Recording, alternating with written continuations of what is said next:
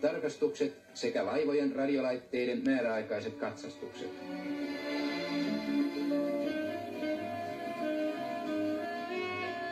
Meriradioliikenne muodostaa laitoksen toiminnassa oman lukunsa.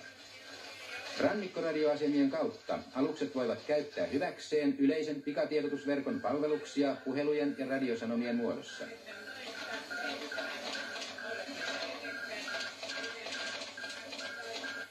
MT Enskeri, puolimatruusi Mattinen.